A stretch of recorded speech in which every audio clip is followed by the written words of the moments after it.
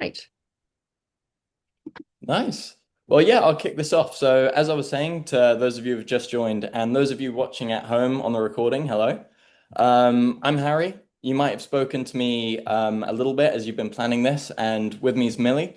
She's our founder, all-knowing. Any questions, we'll be able to help you with the combination of both of us.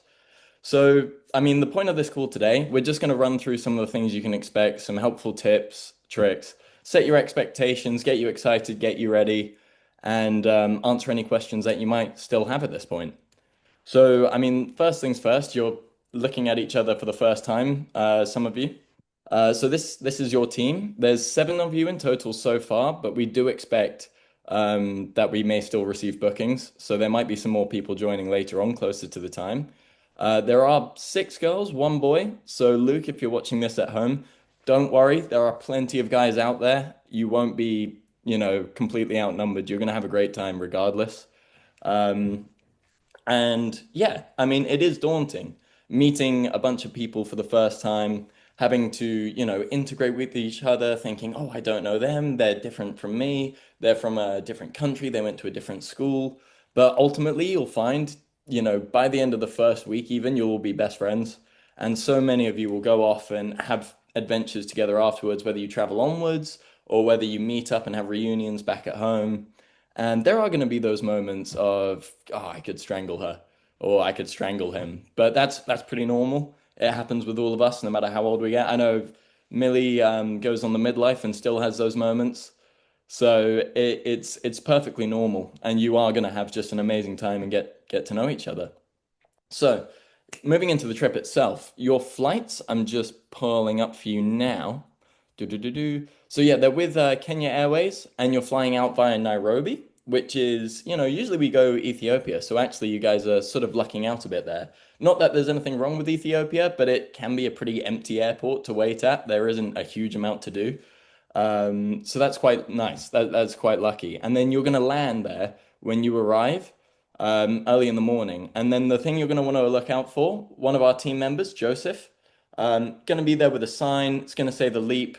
It's going to be amazing getting to meet them all there first. And I'll jump into that in a second. But once you arrive at the airport, I recommend just check in on your own, get through the flight, get through security. And on the other side, on the air side, that's where you can all start using the WhatsApp chat that we'll set up after this call to start meeting each other and you can meet up at a coffee shop, at a sandwich shop, whatever you guys want to do. And those of you who aren't on the team flights, because I know we're not all coming from the same place, not to worry, you can do the exact same thing, stay in contact with the group via the WhatsApp and just meet them on the Africa side of things, and all go through together. Once you get to Africa, you're going to want to have printed copies of your documents, a spare copy of your passport, the visa they're going to want to see. And you sort of got to queue up, go through the immigration, show them these documents, scan your fingerprints. And then once you get through, there is another security machine you've got to queue up and put your bags through. It's a pain, but you got to do it. And once you're through, you're just going to feel that heat. It's going to be nice, sunny, tropical. And well, actually, being in the morning, it should be a bit cooler.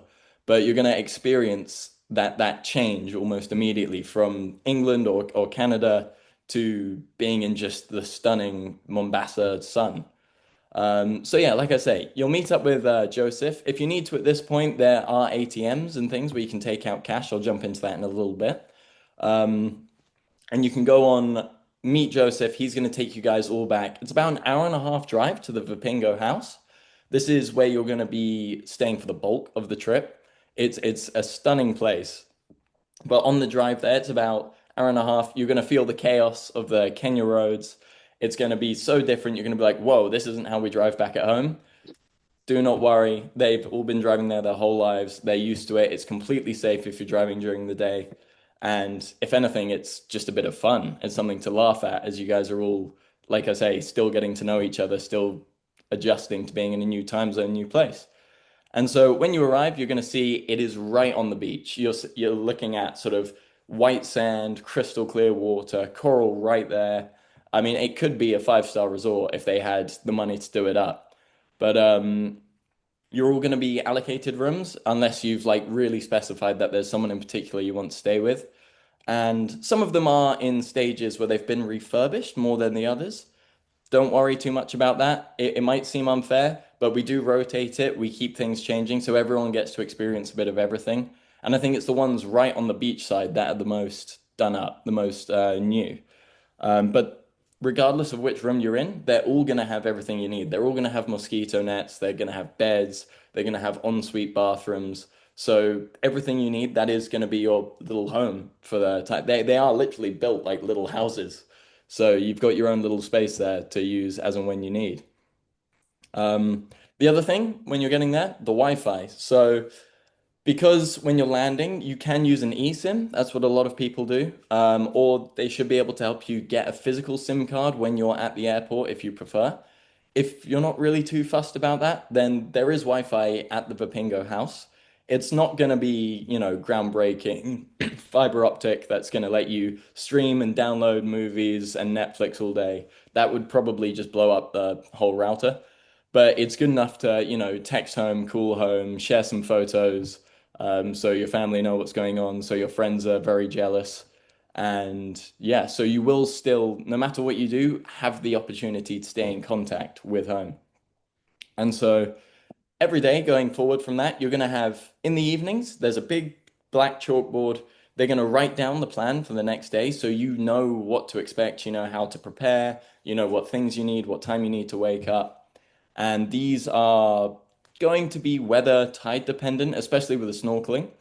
But by and large, I was there in December and I had the time of my life. It was my first time ever going. I'm pretty jealous of you guys. And it was accurate every time, but I was only there for a shorter time. So it can chop and change, but by and large, you'll know what to expect for the next day.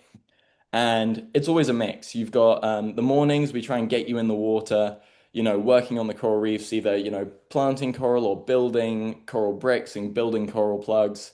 And even if the project itself isn't necessarily based in the water, you'll still get that opportunity to get in there, snorkel, see how your work is actually impacting things and improving things, which is just insanely rewarding.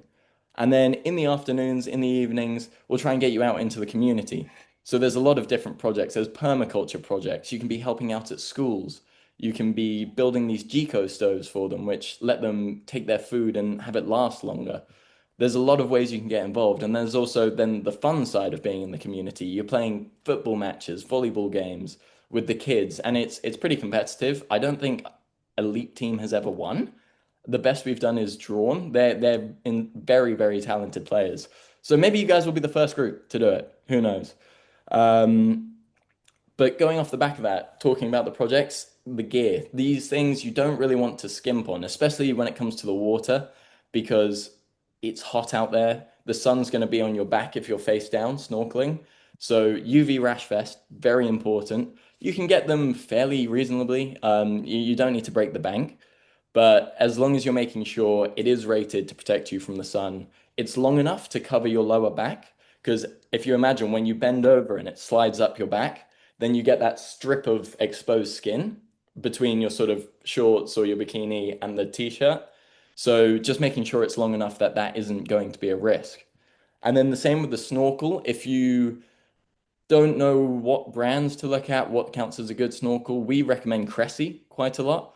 Again, you can get them fairly reasonably. It's just making sure you don't use a 20-year-old snorkel that you took once to Cornwall and is full of holes and wear and tear. That's really just going to make your life so much better. And if anything does go wrong with your gear out there, they will have spares, but they don't have much spares and it's not going to be the highest quality. So making sure you've got your own good quality gear is important. And especially the reef shoes, I can't stress enough. There's coral, which is extremely sharp. There are sea urchins. There's all sorts of fish like stonefish out there you've got to look out for. So making sure you've got a decent pair of reef shoes. Again, not some old tattered pair that you took bodyboarding 20 years ago, just because you really do want that extra protection. And I know it's tempting to try and work on the tan, take it all off, get in the sun. There will be opportunities to do that, but really just cover up because the biggest danger out there is the sun. It is the heat, it's the dehydration. And those are the things we really, really want to mitigate, as well as just protecting you from the marine life. Um, and on that note, they're going to teach you about it. Don't worry, you don't need to be a marine biologist to come on this trip. They do have these lectures where you can learn about what are the cool fish, what are the ones that are coming back because of the work you're doing, what are the ones you want to not really go near. So there really is quite a range, and they're going to fill you in on all of it. So don't worry, you're going to know how to be safe, what to look out for. And then, yeah, going on from that, as well as I mentioned the football and the volleyball. So these are the sort of fun activities you get to do, but that's just the surface. You're going to have market visits that you get to go on and, explore, find little trinkets to bring back home, find snacks to bring. And you're also going to go to Vipingo Ridge, which is a golf club. I know that sounds, oh, golf club, really, but it's absolutely stunning. You get these amazing views. There are giraffes and zebra wandering around the golf course that you can see. There's a swimming pool. They do pizza nights and food and things like that. But on the back of food, and because I know not everyone's done their PDs yet, their personal detail forms, anyone with any nut allergies or anything like that, please do let us know as soon as possible, so that we can make sure it's a nut-free kitchen, so that we can advise the team not to bring any of your own nut-based snacks because it can be a risk. And so we just want to make sure everyone's safe, everyone can be completely relaxed, and not overthinking things. Because they will give you sort of 3 meals a day and it is good food. So again, just making sure we can prepare them in advance for any dietary needs is the best case scenario. And then in terms of optional fun things, you've also got the safari.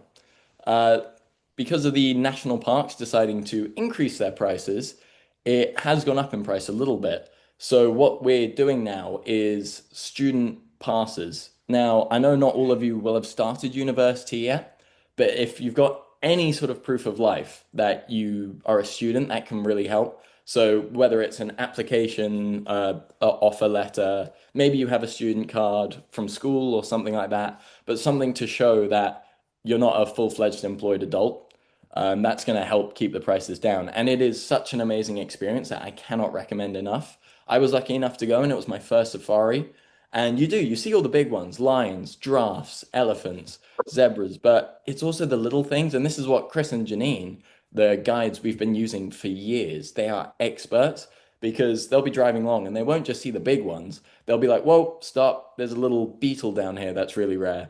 Look at that bird. That's not been seen for a long time. Oh, that hole there are hyenas living in there, and they'll sort of entice them out. So you get not just the, touristy safari, you get the actual in-depth knowledge from these two, like just really sweet and amazing people to be around. They have so many stories. And if you just chat with them over dinner, chat with them in the lodges, you're gonna just have some amazing, funny things to share. There is flexibility as well. With all of the projects I've mentioned, with all of the activities, if you guys decide like, oh, actually, we really love that. We want to have a rematch with the football team. We want to do more of the schoolwork.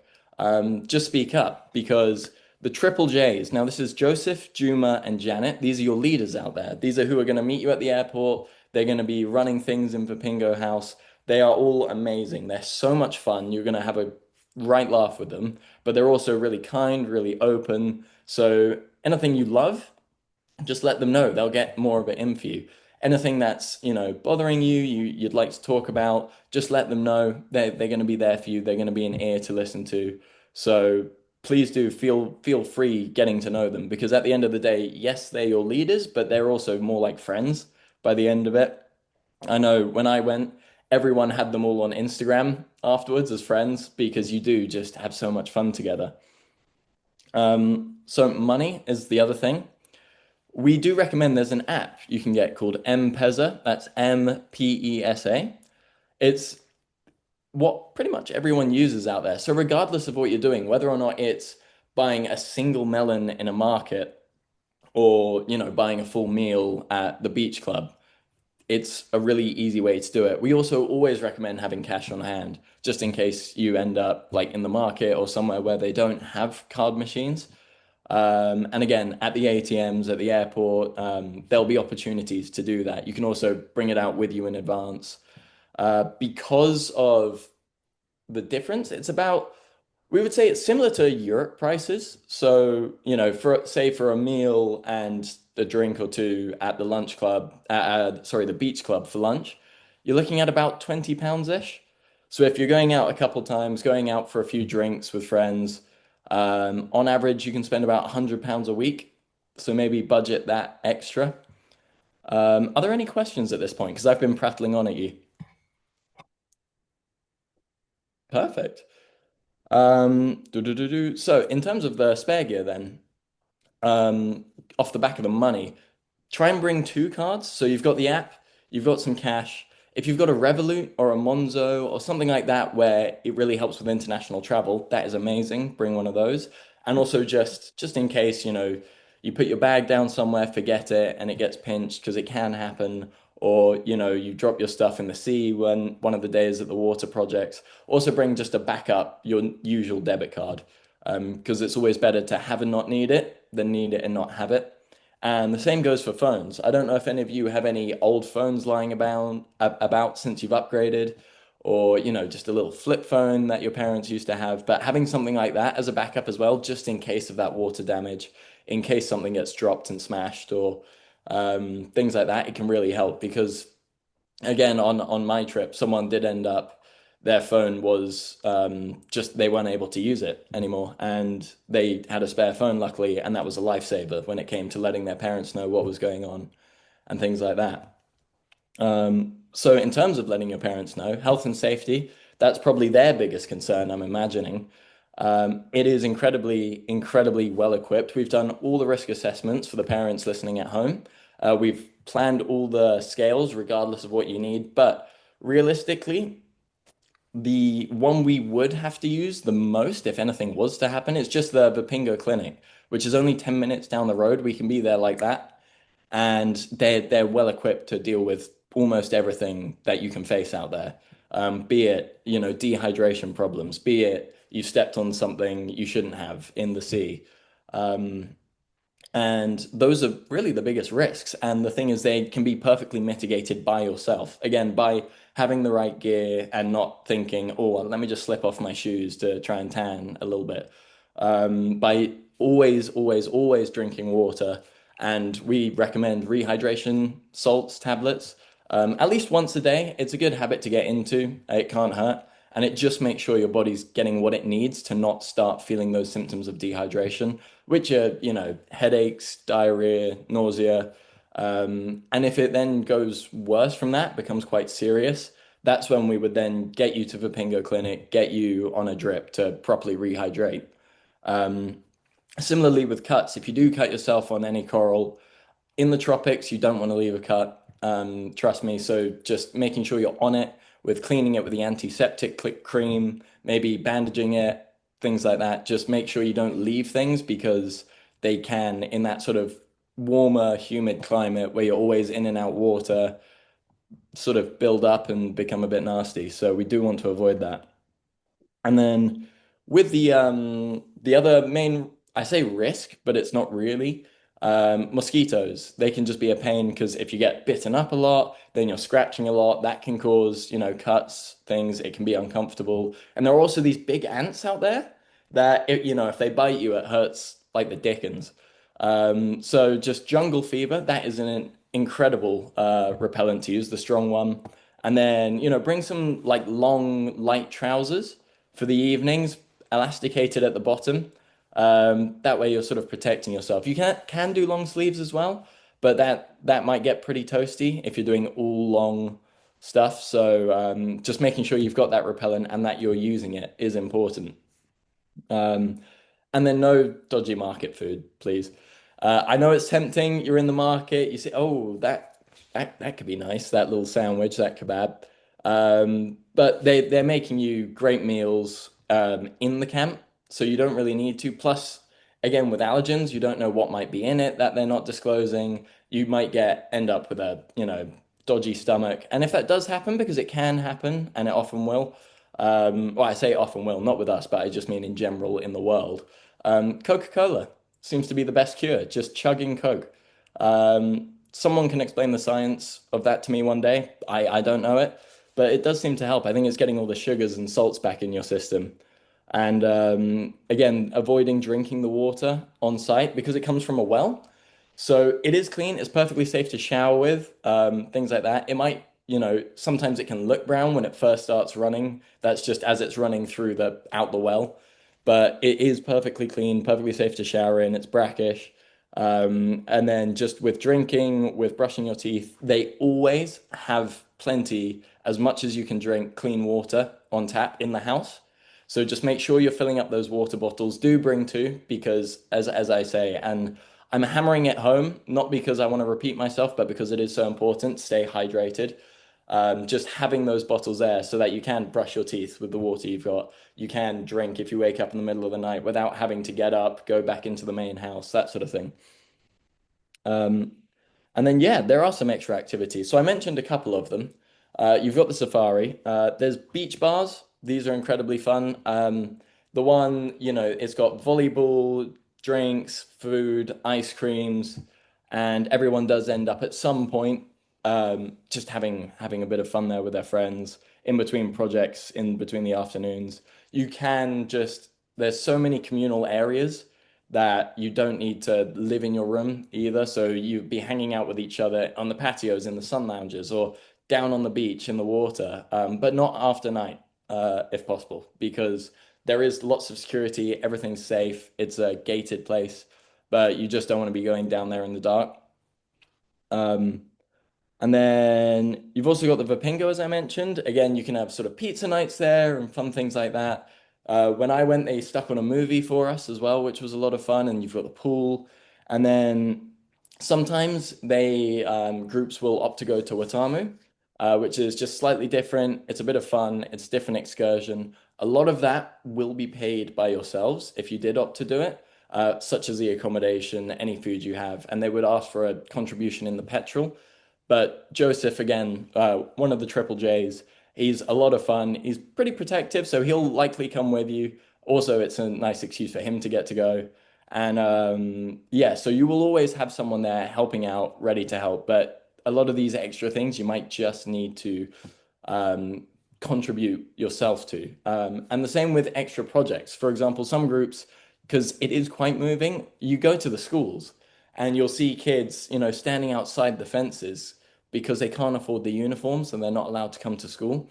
And so sometimes groups will see things like that and they'll think, yeah, we want to put together things for school uniforms. We want to buy more blackboards. We want to, jump in outside of just the structure they're being given. But again, if that's coming from you, it would likely be that you need to help contribute to it yourself. So again, on that, off the back of these extra activities, the drinks, the fun, the money, about £100-ish a week is what we recommend. And then with that, similar to what I just mentioned, donations. If you've got any space in your suitcase, these things are loved out there. Some good ones. Footballs, it always goes a long way with the kids.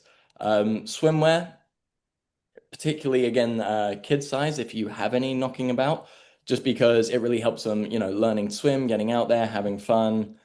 Trainers, again, shoes, if you've got any old trainers sat by the front door that you've not worn in months or even years sometimes, I know I do, and you've got a bit of space in your bag, bring them along. School supplies, notebooks, pens, pencils, all of that just goes such a long way in these communities when they just sit there gathering dust in a drawer for us.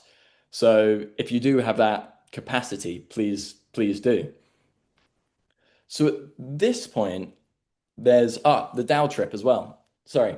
So you will also have this excursion, which is just amazing, getting to go on this Dow boat. It's like a traditional style boat, a big sail, and it takes you down the creek. Life jackets, they will be on board. We do recommend them. You will have an opportunity to jump in, have a swim about, but just making sure you stay safe on this boat. It's a slightly different environment to being in waist deep water on the snorkeling. Um, so yeah, just making sure you're sensible, you're smart, and things like that. Yeah. So again, were there any questions at this point? Yeah, Emily. Oh, hi there. This is Emily's mom. Hiya. So, hi Henry. So, So first of all, a lot of the content that you just shared with us is different from what my understanding was after speaking with Zoe. For example, as you mentioned, my top concern as a parent is definitely safety. Hmm. And my understanding was that the only time that the kids would be away from the security at the place where they're staying would be when they go on the safari, and you're basically handing them from one secure team to another.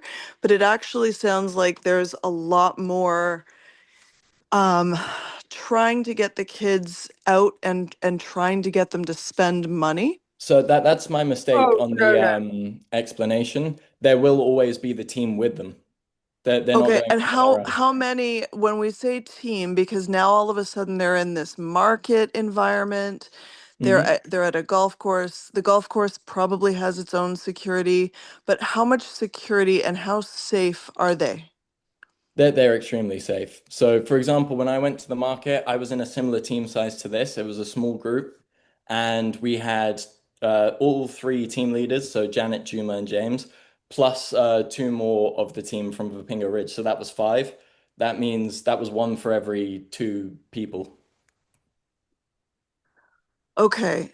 Has this organization ever experienced any kind of attempt at the safety of your people, No, your I'm going to participants? interject here. Hi, Emily's mum. You're talking Hi. to Millie Whitehead. I'm the kind of founder director of the Leap.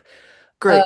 Yeah, the we've worked in Kenya for um I don't know, 8, 9 years now. We know it extremely well, and we send school groups from 18 up to midlife groups of my own age. So the risk assessments are extremely tight. We're not wanting, that I'm sorry if you've got that impression that we are kind of taking them out about to kind of spend extra money. That's not at all. You're in the camp, which is absolutely wonderful, but where you live and eat all your meals. But of course you are, there are other things and around about that you want to see. Um, you're going down the road 10 minutes to where Oceans Alive is based. So you're not at the camp the whole time. You are moving within, I would say, the furthest distance is Vipingo, which is 30 minutes away. Everything else is within a 10-minute drive of the camp. Okay, it's not even so much that all of a sudden there's all of this extra spending opportunity, because it honestly does sound a bit like a cruise ship where once you have the kids, you're now encouraging them to spend money. You're taking them to these different opportunities to spend money. But it's mostly the security that I'm concerned about.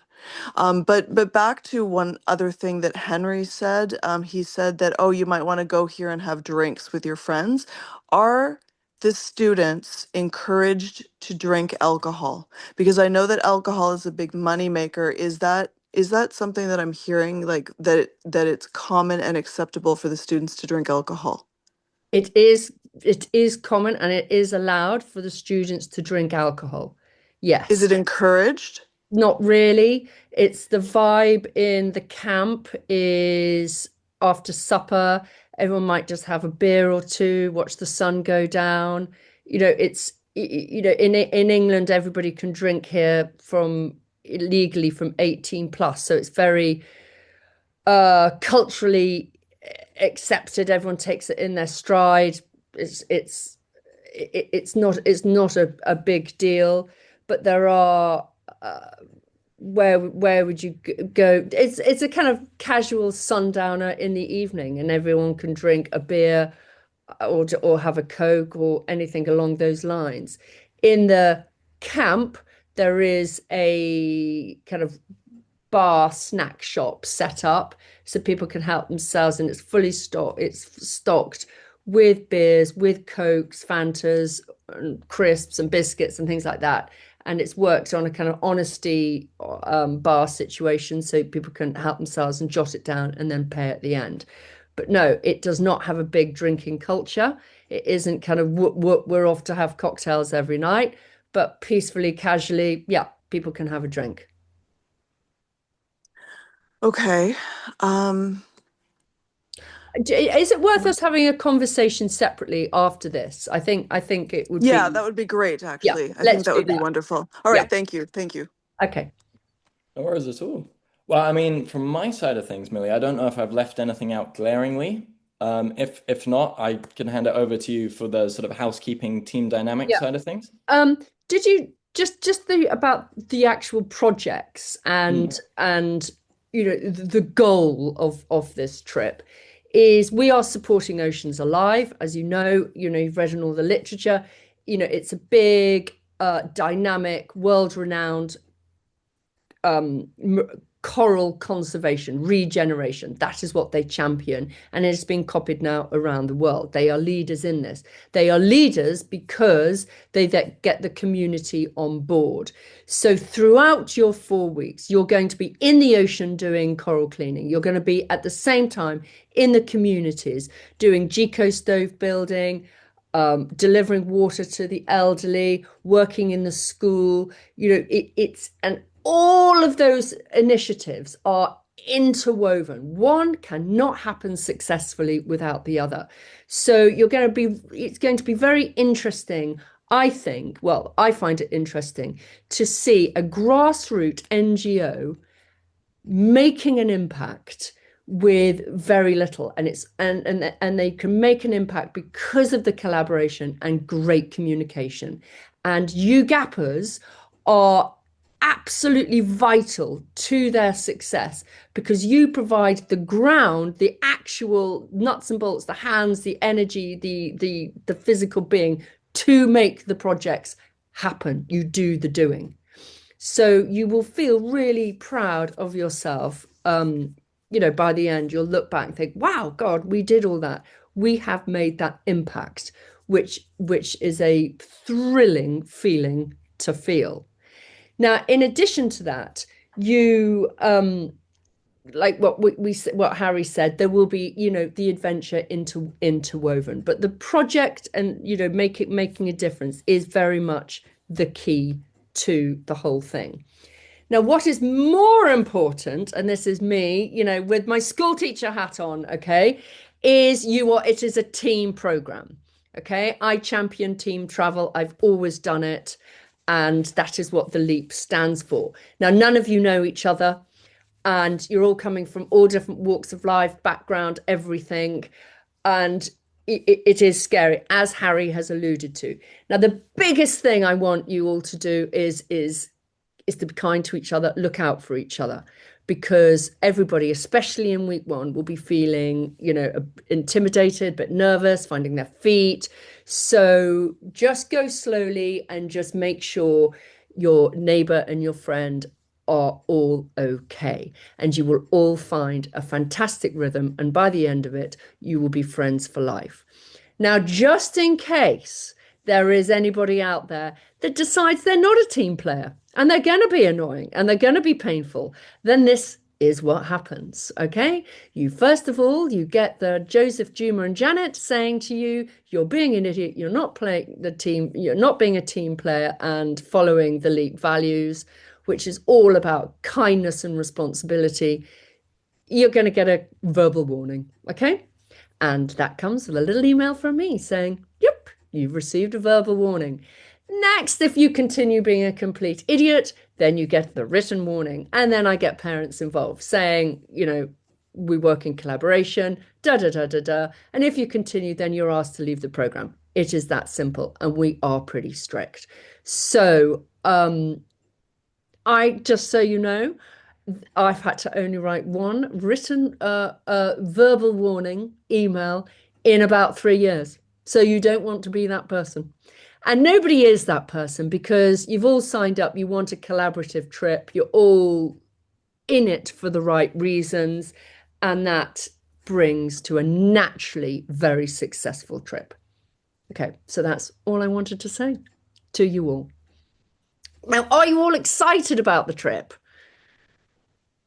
Okay, great, because you are in for a treat. You arrive just as I leave, so you'll be picking up the mantle. I promise I'll have delivered loads of water, so everybody won't be thirsty until you come and replenish the stocks. And I want you to go and check out the midlifer underwater structure because that will be hugely impressive because we're really competitive, us midlifers. So that's it from us. Harry, have you got anything Right. to add? Do have a couple little reminders. So as I mentioned, that PD form, you'll find it in the admin email. That would be a lifesaver if you could do that when you can, just so again we know about allergies, medicines, things like that. And the same with the flights, if you could send them over once you've been booked. But the other key one, the visa website is a nightmare to navigate. I had to do it again when I went in December, and it was actually pretty good. They have improved it since we've been doing this. But yeah, for whatever reason, the payment thing was taking me a while. It just wasn't recognizing the card and things like that. And it did all go through in the end, but just don't leave it to the last minute. Make sure you're doing that and you're being patient and you're taking a breath. And yeah, you just don't leave it too late. The midlifer said this morning that Google Chrome was a really good browser to do it on, and I did it on Firefox and it worked. It was really good for me. So that could be a top tip. Mm. Okay, well, lovely. Thank you. Emily and Emily's mum, do you want to stay on and we'll carry on chatting? Sure. Okay, so if we say goodbye to everyone Bye, guys. and Thank you get for in joining us. contact with any questions. Mm. Okay, goodbye. Okay, Shall we pop off the recording? yeah, I'm going to do.